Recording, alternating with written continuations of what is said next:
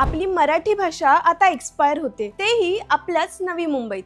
होय, कारण नवी मुंबईत तब्बल 80 मराठी शाळांवर आता इंग्रजीचा वरवंटा फिरतोय. काय तो निर्णय नाही का? ग्लोबल होण्याच्या नादात आपण आपलं लोकल अस्तित्वच मिटवायला निघालोय. गरिबांच्या मुलांना इंग्रजी यायला हवं याबद्दल कुणाचंच दुमत नाही, पण त्यासाठी आपल्या मायबोलीचा गळा आपणच का दाबायचा? इंग्रजी शिकण्यासाठी मराठी शाळा बंद करण्याचा हा कोणता स्मार्ट उपाय? नवीन इंग्रजी शाळा उघडा ना, कोणी अडवले? पण ज्या शाळांनी आजवर हजारो विद्यार्थी घडवले तिथेच इंग्रजीचा बोर्ड का ठोकायचा? या मराठी शाळांना उत्तम इन्फ्रास्ट्रक्चर द्या, तिथे डिजिटल क्लासरूम्स आणा, दर्जेदार शिक्षक द्या.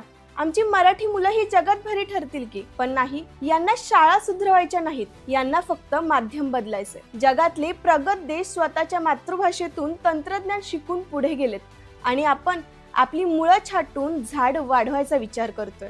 आज या 80 शाळा बंद होत आहेत, उद्या कदाचित नवी मुंबईत मराठी बोलण्यावरच टॅक्स लागेल. नवी मुंबईकरांनो, ही वेळ बघ्याची भूमिका घ्यायची नाही, तर आपली मायबोलीच्या रक्षणाची आहे. नाहीतर उद्या आपलीच पिढी आपल्यालाच विचारेल, हू आर यू?